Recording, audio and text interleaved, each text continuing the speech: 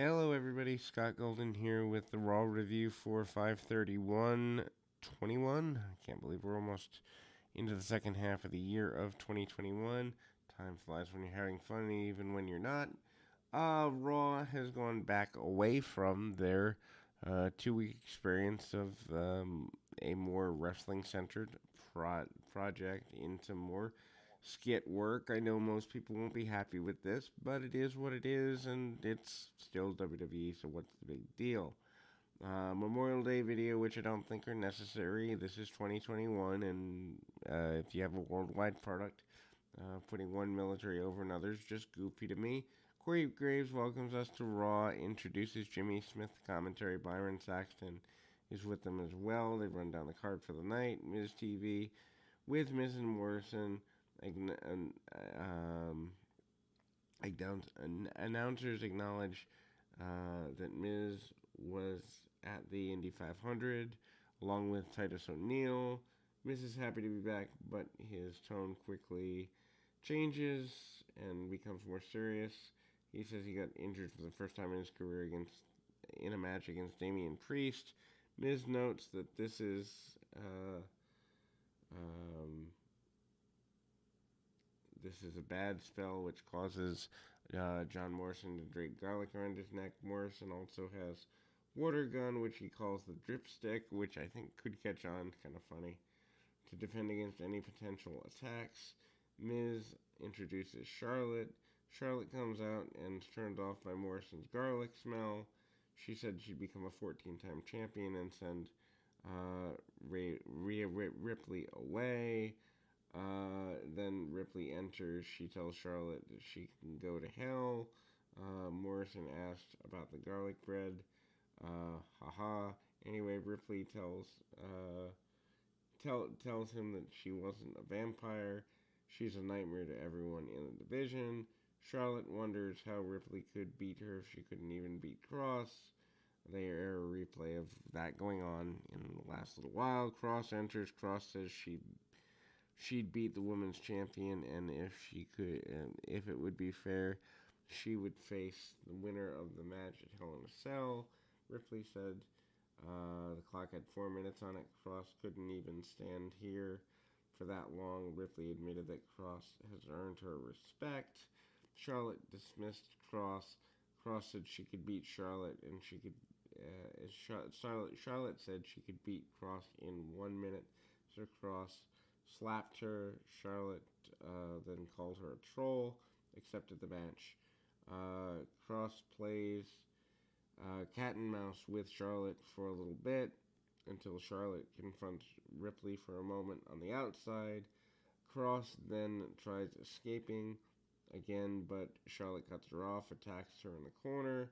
Cross responds with a tornado DDT. Charlotte tries applying the figure four, but time runs out. Cross announces the winner because she lasted 2 minutes with Charlotte, and this is just goofy. Riddle and Damian Priest have a conversation backstage. They're excited about the return of live crowds. Riddle asked him how to say a phrase in Spanish. Riddle refers to Eddie Guerrero and his I'm your poppy line. Riddle really trying to be popular or something. Riddle asked Priest how to say, hey Randy. Priest said, hey Randy, and Riddle was confused. Randy Orton, now wearing a goatee, is standing behind Riddle. Priest is annoyed to see him, so he left. Riddle is excited to see Orton, even though he said he missed him. Orton knew that they'd have to be able to work together, so he invited Riddle to join him at ringside. Riddle's excited, but talks so much, so Orton once again made him lock his mouth shut and throw away the key. Orton leaves. Riddle searched around for an imaginary key on the ground. This is stupid. Cardi B sings for the SummerSlam upcoming show. Is she still a thing? I have no idea. Not my scene. Anyway, Randy Orton with Riddle defeats Xavier Woods in 9 minutes. Orton slams Woods into the announcer desk before suplexing him onto it. This leads to a break less than 90 minutes into the match. Orton has a chinlock applied when we return. Woods comes back and strikes and some elbows. Orton responds with a power bomb in the corner for near fall. Orton then takes his time hitting the draping DDT. Woods counters it into an arm breaker. Orton then comes right back into the draping DDT. Woods counters, and Orton hits an RKO. Or, I'm sorry, there's a counter out of an RKO into a backslide for a near fall. Orton then catches Woods coming off the ropes, and then there's a Bro Derek for the pinfall win. Riddle is pumped. Anyway, MVP and a bunch of ladies dressed in black welcome Lashley to his personal locker room. He's happy to see the ladies. In the back, Reginald assumed Nia Jax and assured her that he didn't need her help against Shayna Baszler. He wanted her to stay in the back. Second hour begins. Reginald defeats Shayna Baszler in 4 minutes 33 seconds. Reginald avoids Baszler's offense until she nails him with a shoulder tackle. Reginald uses Schoolboy for near fall and dodges another tackle before giving Baszler a slam. Reginald seems regretful, and Jax is watching from the back. Baszler manages to knock him down and attacks his leg. Baszler applies an ankle lock, but Reginald slips out before hitting a crossbody. Reginald then tries a moonsault, but Baszler moves out of the way and he lands awkwardly on his leg. Baszler applies a coquina clutch, but Pyro goes off and this causes her to let go of the hold. Reginald rolls her up for the pinfall win, and Baszler is angry by this. Why is Pyro going off in the middle of the match? Why are they wasting men on women matches? Why are they doing any of this at all? Reginald is sprinting to the back where he's greeted by Jax and they celebrate. McIntyre tells Kevin Patrick that he respects Kofi Kingston because he's the man who would do anything for his family and he earned everything he achieved. McIntyre likes Kingston and he knew that he put everyone needs ahead of his own. He implied that Kingston winning the world title might have happened sooner. If he had not done that, McIntyre stopped worrying about others and focused on winning the championship, and then helped him reach his goal. He slayed Brock Lesnar, something Kingston couldn't do. McIntyre said he liked Kingston, but he's willing to do everything that Kingston wouldn't do. McIntyre planned on rolling right over him. They plugged Johnny Gargano versus Kyle O'Reilly versus Pete Dunne for NXT tomorrow. Then Mace and T-Bar defeat Lucha House Party in 2 minutes 49 seconds. Lucha House Party gets a few offensive moves in, but Mace and T-Bar, who, in my opinion, need new names, win in a relatively quick situation with a double choke slam on Grand Metalik. Alexa Bliss is on her swing set in the back, and she invites Reginald to her playground to celebrate his big win.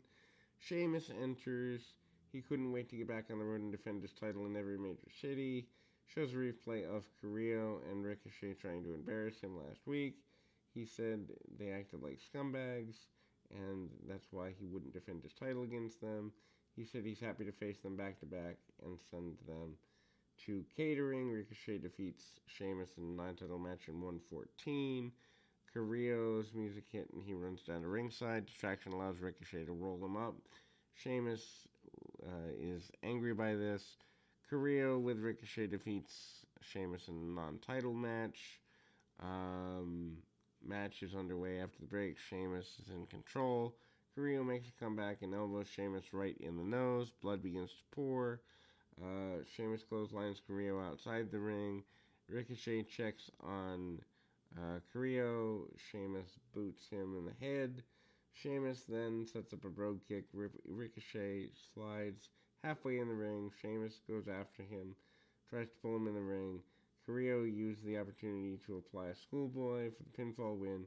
Sheamus is angry a second time. Carrillo celebrates like this was a big win. Eva Marie video and a plug for the Bret Hart documentary. Um,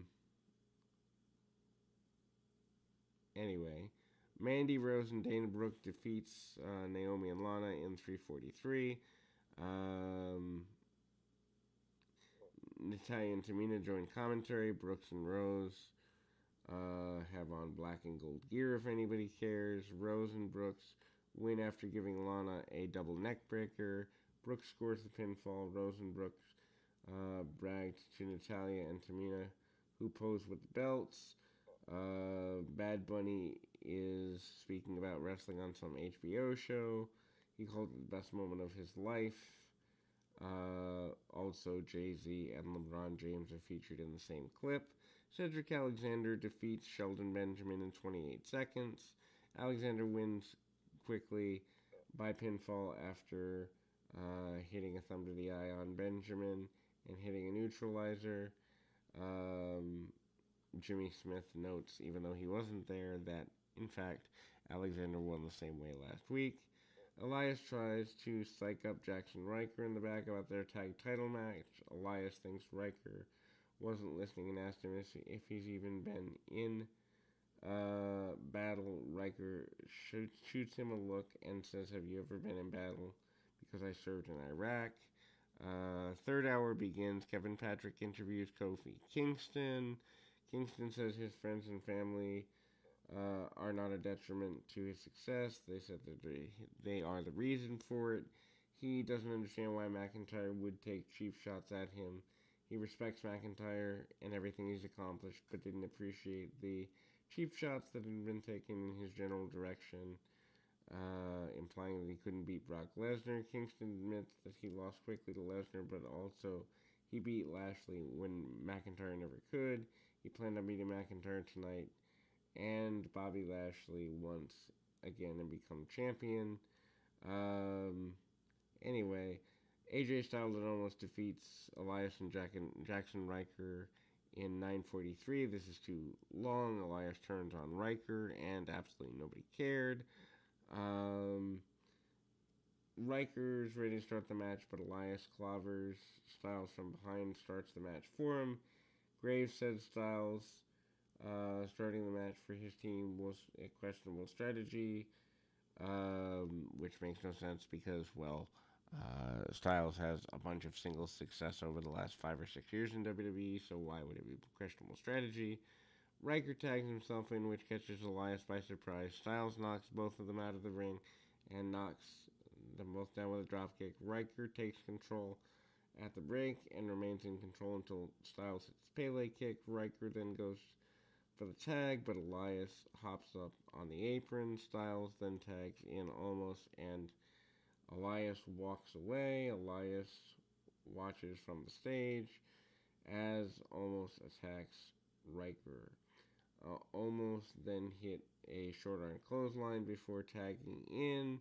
Styles finish off Riker with a phenomenal forearm for the pinfall.